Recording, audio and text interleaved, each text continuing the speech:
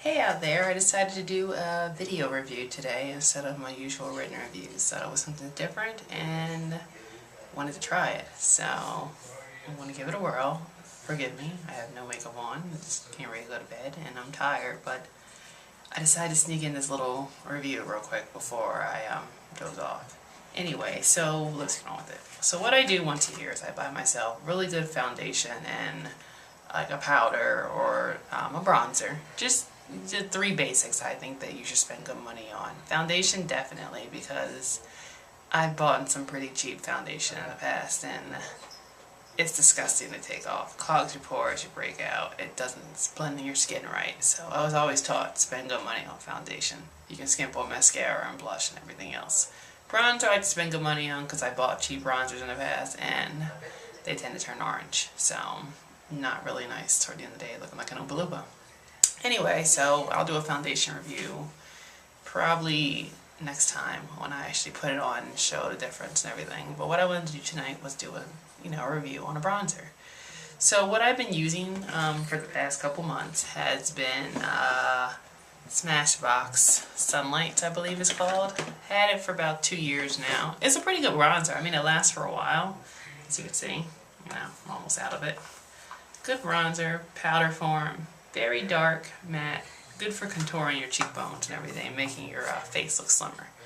But I'm out, so I decided to try something different. I was recommended as I use their foundation, and I buy that once a year, which is not a bad purchase. You spend your money on it and it lasts for a very long time. So what I bought from them this time is I usually use Chanel. So what I bought was their Chanel Sol Tan de Chanel, which is their universal bronzing makeup base.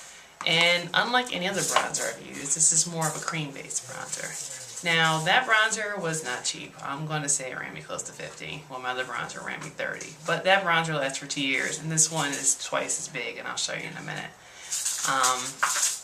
It had good reviews on what I've read online, and I wanted to try something different. When the makeup girl put it on me in Nordstrom, it was actually really nice, very flattering.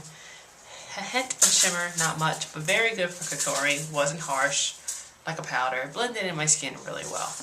So what I did was I purchased it. I had to order it because it's very popular, I found out, so it was out where I was. So, see this big box, and then in it you get this huge product. Now, it looks small in my hand, but look at it compared to this. Entirely two different sizes. So this lasts me 2 years. I'm assuming this will go on 3 maybe. What it is you open it up. You get, I believe it's an ounce of this product, but look at all that product in there. And because it's a cream, it'll last for a while. So it's really pigmented from what I've tried.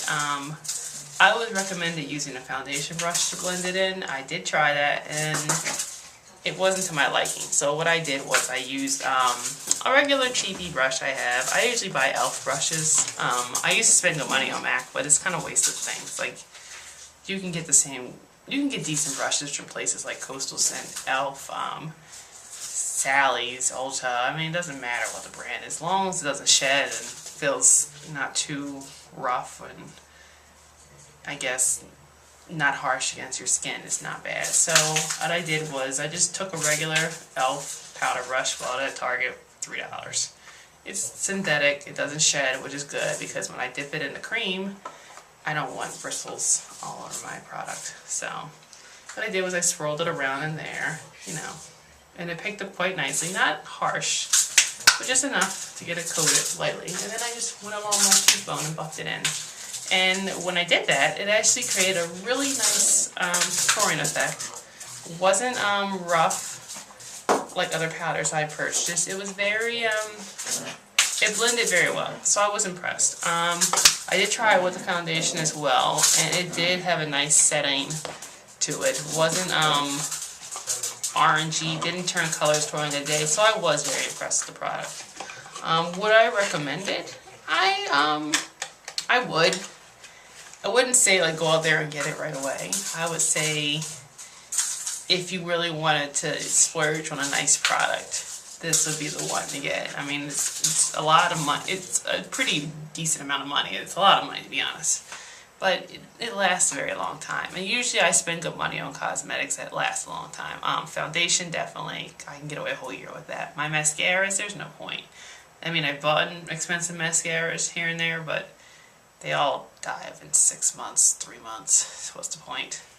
Anything that you can work your brush in, like some drugstore mascaras actually come a long way. So I would say that, you know, the Chanel bronzing cream is one of those products you probably would want to buy and use. I think it's worth it.